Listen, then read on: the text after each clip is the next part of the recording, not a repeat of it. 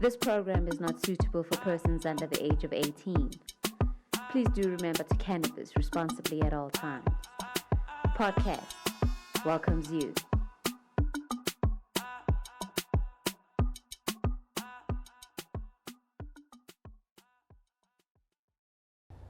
Welcome to another episode of podcast. I'm sitting here with the professor of the cannabis, Mr. Benny himself from Prof. How are you? Fine, and you? I am always. Thank you for having us. Thank you for having us. I mean, it smells like heaven in here. I wish you guys could smell how beautiful it's smelling in here. It smells like heaven. You are. This is how health smells. This is how health smells. I like that. This is how health smells. Yes. That's a good one. Can you please explain to the viewers exactly who you are? Obviously, we know, but for those who do not know who you are within the cannabis industry. Yes, I'm Professor De Beer. I'm the CEO of CBD Full Spectrum Manufacturers International Pty Limited. It's license number 9 in South Africa.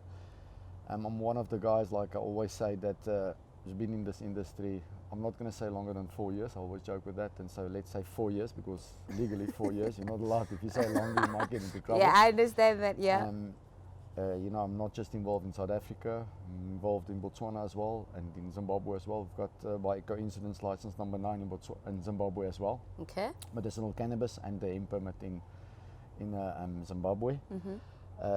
Like this facility you see here, we've got about 15 like this in South Africa. 15, yes. How did you get that right, if I may ask? You know, it's hard work if you look at to get your to get the license, the licenses. You know, it's a lot of regulation, but I think it's necessary regulations. You know, that's there. You know, people get demoralized when they think of cannabis.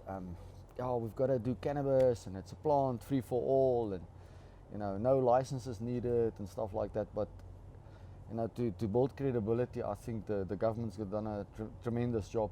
Up until now.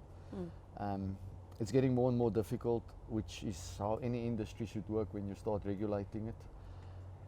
So this was just hard work, and let me say 13 years of just concentrating it and focused, on a specific industry that is just right.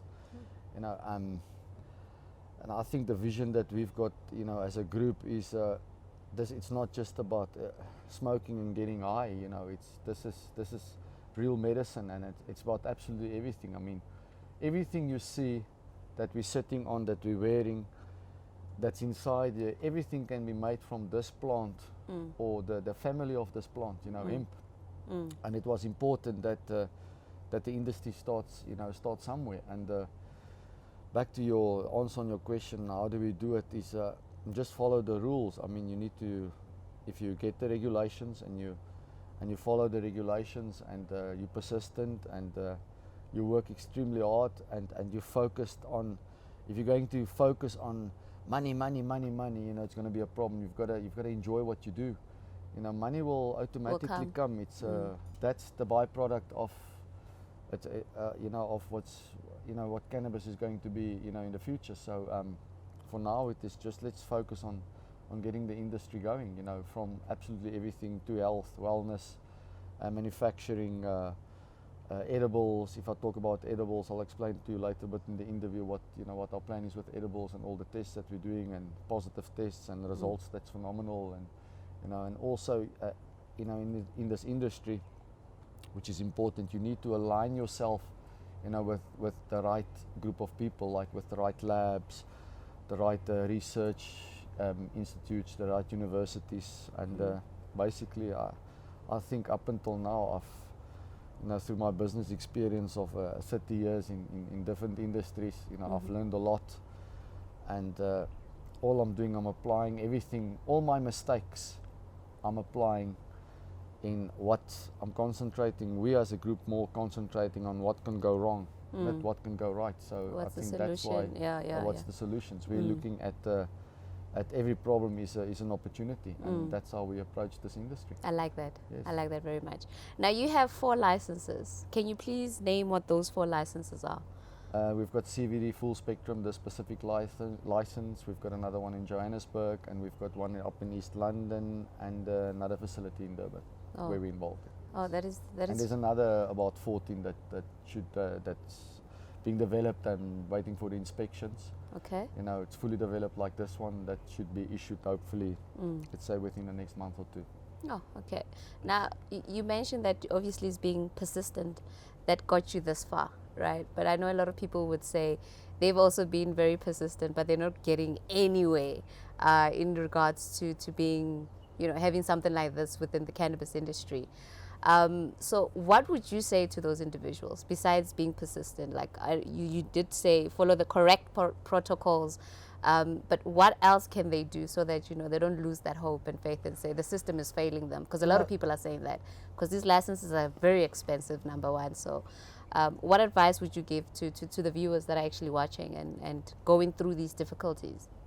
My personal opinion, if you applied for a license and there's a specific list, so see what's going wrong on your list. If, let's say, firstly, if you paid for your license, you've got to have a facility. Even if you start with one greenhouse that you put up with all the checks and balances that the regulator wants. Just take your list and you go and you see what's the shortcomings on your list. If it's but they're not coming out for an inspection, that's why there's a phone. Then you keep on phoning, you keep on emailing, and eventually it will happen. You've got to be patient. Patient and being persistent as well. Be persistent. That's it. So follow the list and you see what you need, and that's what what you've got to do to be successful or get your license. Now, I know there's something that you're doing for the small growers. Can you please explain what that is? And I know it's not yet, people don't bother him. Yes. I know it's not yet inactive, but what is it that you're doing for the small growers at home or anyway that are trying to get to this level? Yes. If you look at cannabis in the whole, why are people growing cannabis? And look at the fact, you've got to call a spade a spade. People are doing this to survive, to make money. Where the lucky part is the people that's doing it to make money. I don't see that they harm anybody by selling, the cannabis they're selling, or let's call it medicating people. So I don't see any harm in that. But obviously, there's certain laws and we've got to oblige by it. So we've went with the approach, what can we do with the cannabis product that is going to be a commercial product worldwide, where South Africans are the leaders, and it's not going to be so strict where you look at the COAs of the plant, and if they do use some pesticides, is there a market for that? And together with another lab, we developed something extremely unique. I'm so excited about this, so I can just tell all the small farmers and growers out there's so much hope. If everything goes well and we do what we aim to do. When everything goes well, and so we're very persistent and we don't give up, so it will go well and we're going to pull this off. That we'll be able, we've foreseen that every little bit of cannabis grown in South Africa, that's, I want to say the black market, but on, let's say, the marketplace, unlicensed marketplace. That there's an actual market for it where it won't be consumed by humans. It will be consumed in a commercial product that's used by humans, but not that goes to your body. So it's a commercial product that we've foreseen that's going to come out, that's very unique, and it's going to be a game changer, for the governments all over the world, and and it's a South African developed product. So for the guys that's out there that's growing in Pondo land, that's everybody that's pushing, let's get licenses, let's make this legal, just be a bit patient. I'm very sure something big is going to happen where you'll be able to grow, and whatever you grow, there's going to be somebody that's going to buy the stock from you, for the amount that you want, that makes it commercially viable for yourself to feed your family and look after your family. So it is coming. So So they must just be patient. Yes, don't give up. Just be patient. Just be patient. And it's important, we've got to respect the law. Yeah. You're very big on the law. It's very important. If without law, it's anarchy. You know, and in cannabis as well, you must understand there's a lot of money in alcohol and cigarettes and in fuels and stuff like that. It's all regulated, it's all licensed.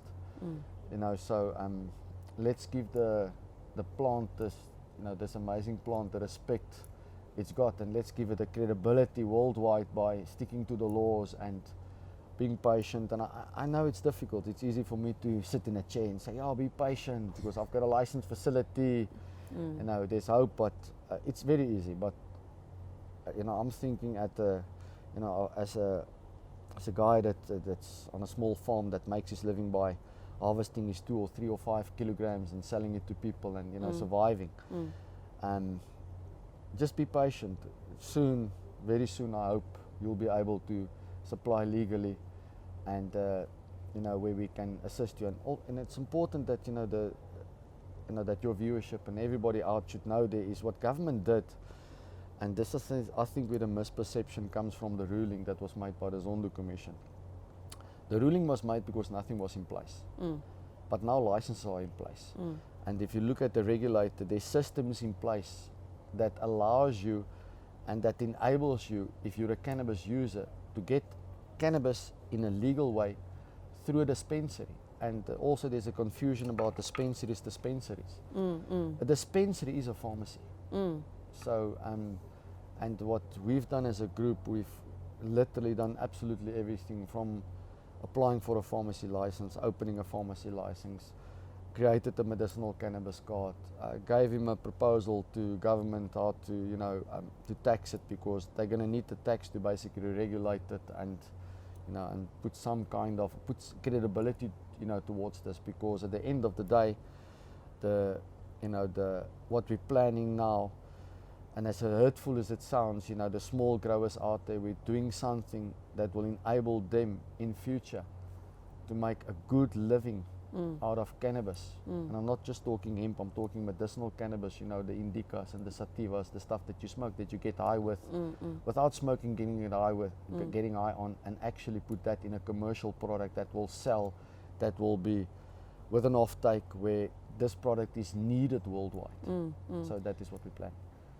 Before we speak about the hemp, can we also speak about the edibles? Because you said you were going to get in more into the edibles. Yes, if you think about edibles, currently there's no edible that I'm aware of that's legal in South Africa, except if you maybe got some kind of edible that you can do, that you can bring in with a Section 21. That's a Section 21 is an unregulated medicine in the form of an edible to bring it to South Africa to treat a patient with.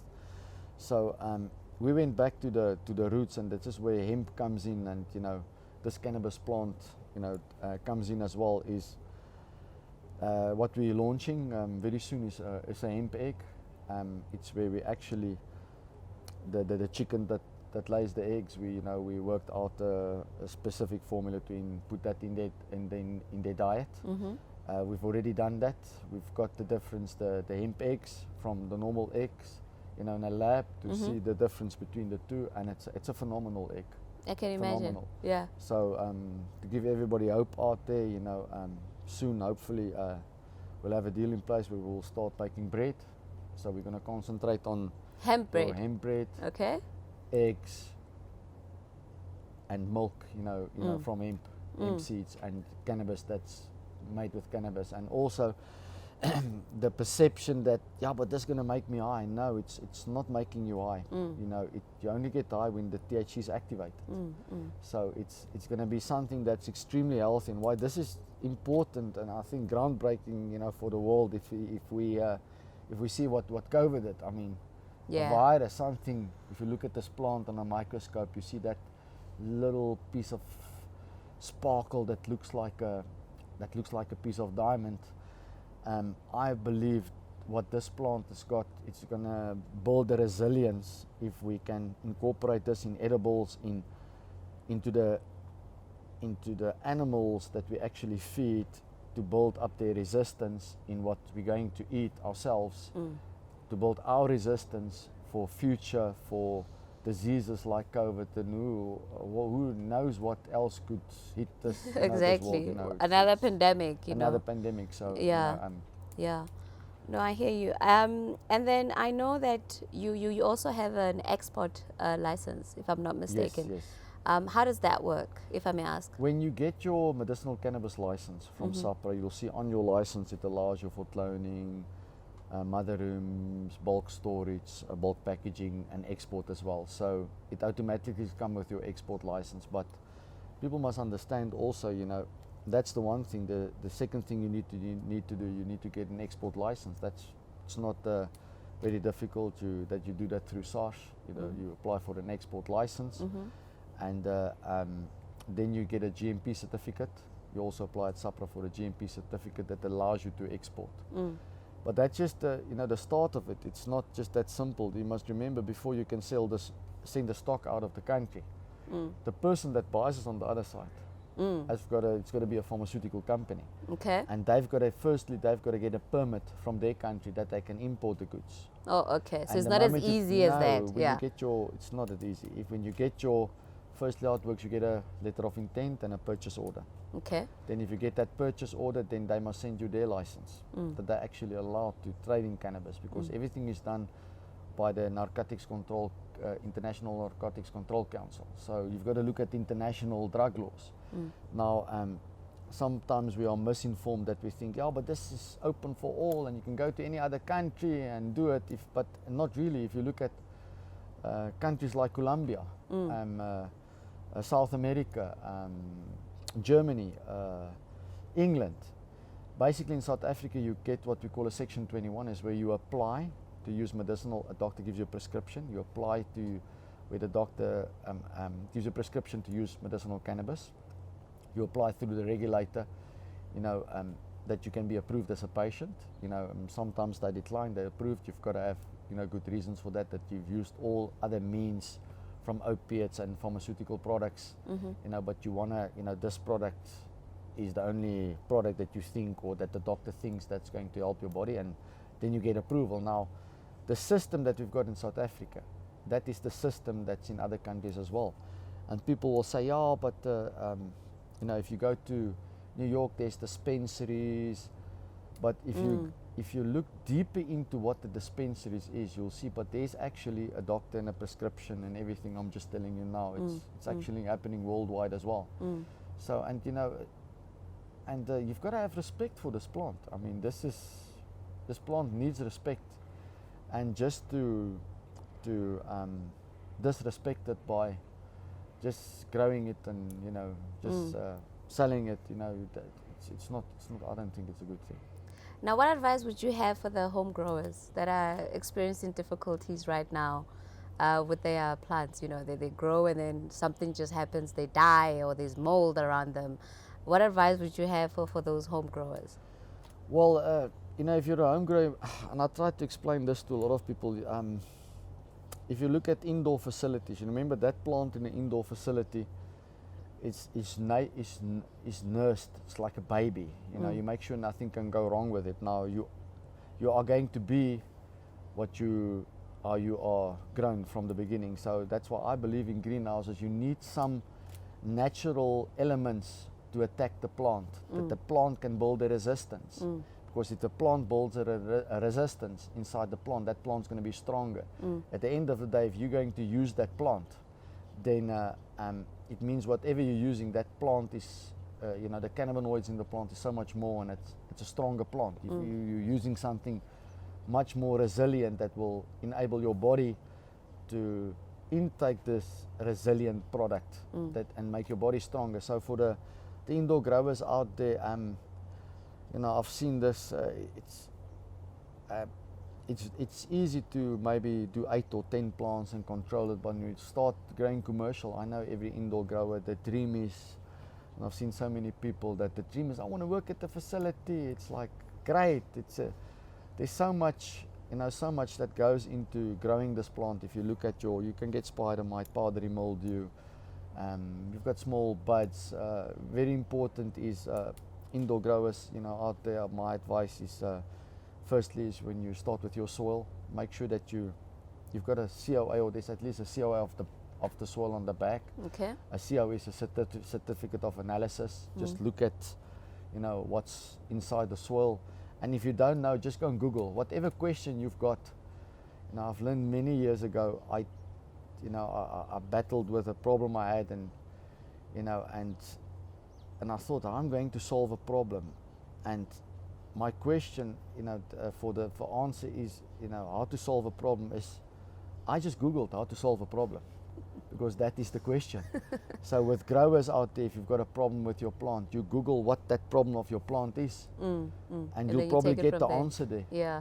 So and it is so different from area to area, from strain to strain, that and there's so many different advices, and every grower has got a different opinion and a different method, and sometimes it's frustrating, but the fact of the matter is they're all right, because there's no recipe for this.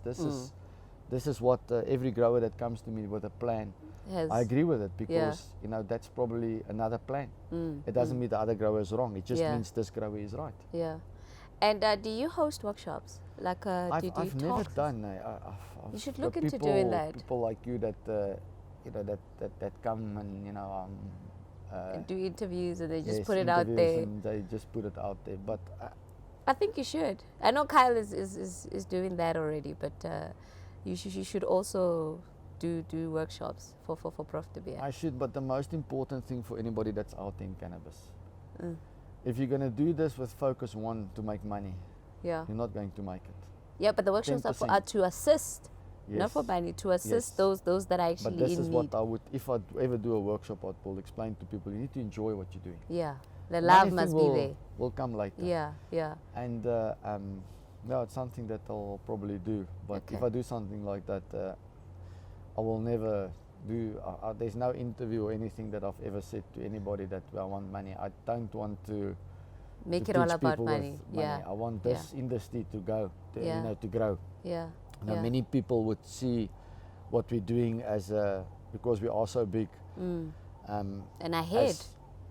As monopolizing, but it's not at all. It's we are absolutely going out of our way to make this an industry that every grower out there can actually start making legal money. And I like cannabis. That. I like the fact that you're thinking of the small grower as well. It's you're not just targeting the big ones, of which I think is why you are so successful, because that's your vision. It's not all about this. No. If it's all about that, you should not do this.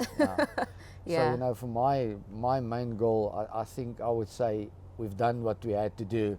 When the small growers, I'm not doing this for the big guys. I'm not doing this for the big pharmaceutical companies. I'm doing for the small guys. The small guys that's got their couple of plants or their little backyard. And that's why I love your model so much, Prof. Plants. That's why I love it so much. Is there anything else you want to add that maybe I missed, that you feel is crucial for people to know? I think what is crucial for people to know is that there's so much unknown with this plant, and also this script, we write it as we go along.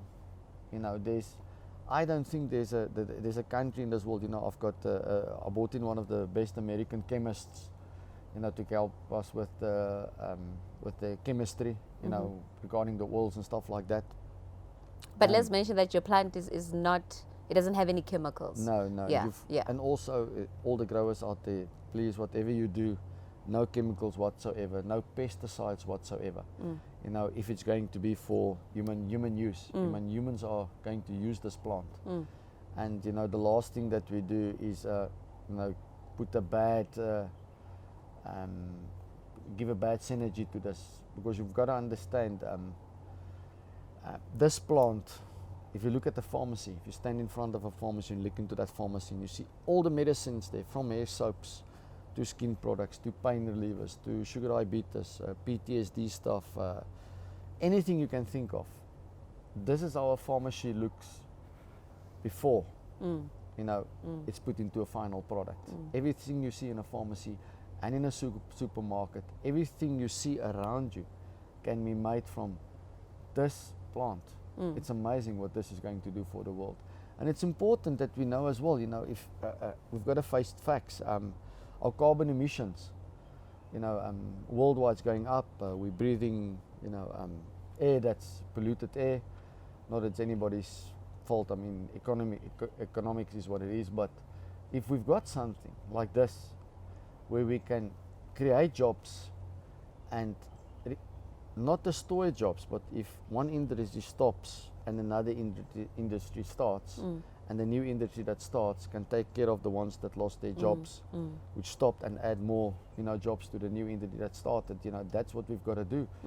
And also that's important is not just to have meetings after meeting after meeting. You've got a meeting, There must the be a next meeting solution. you've got is a result. Yeah.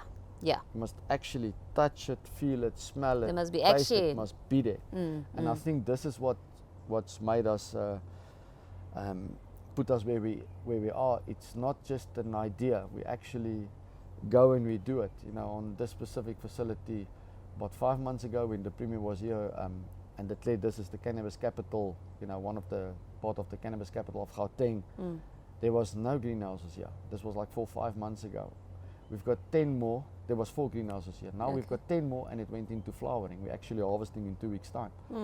So this is important. If you say something, then do it. And I think the political will is there. The will from the people are there.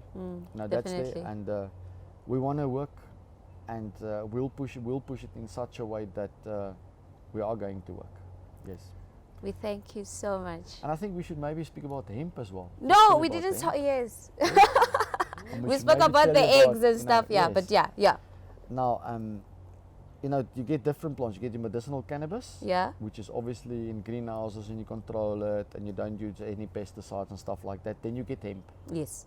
Now, hemp is the same plant, but the leaf looks a bit different, and also makes a flower. So the hemp is the male plant. Yeah, call it a male plant. Yeah, okay. It's not really a male plant, but the hemp is a male plant because it gives seeds. Yeah. Okay. Yeah. So the main thing about that plant is if you do medicinal cannabis like this, you don't want any seeds in your plant. No seeds whatsoever. And you're not allowed medicinal cannabis, no pesticides, no chemical Chemicals, feeding and basically. stuff like Yeah. that. But when you're going to do hemp, it's going to be in open land, and it's going to be in bulk, and you're going to chase those seeds, the seeds that you've got. It would be good, if possible, not to use any pesticides, because that seed that you're going to take, you're going to take that seed and you're going to give it to an animal. Okay, that animal that's going to eat it, you're going to either slaughter that animal, or that animal is going to give you another byproduct, from what it ate. It's like you are what you're going to eat, so it's important that we do that. Now, the amazing part with that is car parts, bricks, plastic, absolutely everything that you can think of, you can make from that hemp material, even clothing. And I foreseen, and it's green. It's totally green. There's the emissions, is going to be probably close to zero. Now, a couple of months ago, there was a plane built by the Canadians just from hemp. Oh, I saw that. And even the yes. plane apparently runs from hemp seed oil, which is very possible. Yeah, I saw that. You yes. know, it's very possible. And stuff like that makes us excited to show what we can actually do with this from hemp. industry and where we're going to take it. Now, with and also if you see how strong the hemp fiber is, this plant, that it's like steel. It's an amazing new industry that can replace industries but start new industries bigger and better. This is my personal opinion. So like I said, what we're doing, we've got the test results back from eggs. There's with one of the hemp permits in the beginning stage about 3 years ago, when we got the first hemp permit for research and development. The animals that we fed with it, the meat that was slaughtered was a much higher grade. So this is possible to create so much jobs in South Africa, and I believe there's quite a few of hemp permits applications in, and I think it's very soon the Department of Agriculture will issue those permits, and we can get cracking. But again, what we've got to do is respect the laws of this country, because if we sell our hemp and our hemp manufactured products, what we want to do is the international buyers, we want them to respect the fact that we adhere to all the international and South African laws, and that's very important. Yeah, that is beautiful.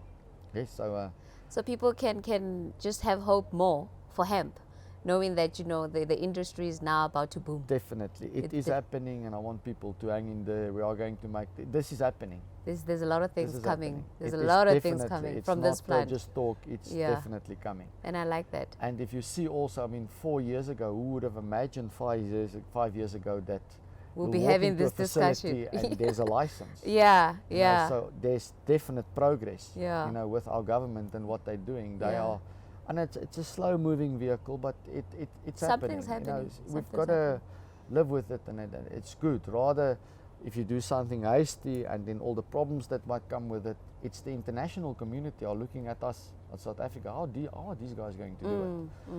And that's why I've got so much respect for, for government. They're under a lot of pressure. It's to create jobs, come up with new ideas, with new industries, and I think what they've done is by allowing this and creating this, it's taking off the handcuffs from us, literally. So I'm very excited for the future of South Africa. So a lot am of I. people is going to get jobs. So am I. We're going I'm to so keep people excited. healthy, and we're going to fight corona with this plant, and with a lot of other more diseases in the future. Is going to be, this plant is going to make a massive difference in the health and wellness of the it's the world, green not gold. just of South Africa. This is the green gold. It's definitely the Yes, green gold. definitely. No, we thank you so much for all that you're doing for the cannabis industry and the hemp industry, if I may say so. And pleasure. we really wish you all the luck, and Thank you so much. we're going to be keeping track of the progress, if you don't mind. That, please. I do wanna this. come for the, what do you call, what you say you're going to do again now? I keep forgetting this name. This English keeps running away. It's not my mother tongue. Harvesting, imagine. Oh, when we do the harvesting, yes. I yeah. want to come through for harvesting, if that would be okay Yes, with yes, you. Yeah, that would be great. Yes. No, thank you Show so you how much. to trim. and Yes, stuff like that. yes. We would love Yes, to be there how for we that dry process. and everything. Okay. That would be great. Okay. Thank you so much. And on that note, please do remember to cannabis responsibly at all times. Thank you for Yes, please. watching. Thank you so much for watching. If you have not yet subscribed to our channel, what are you waiting for? Click that subscribe button and remember to cannabis responsibly at all times.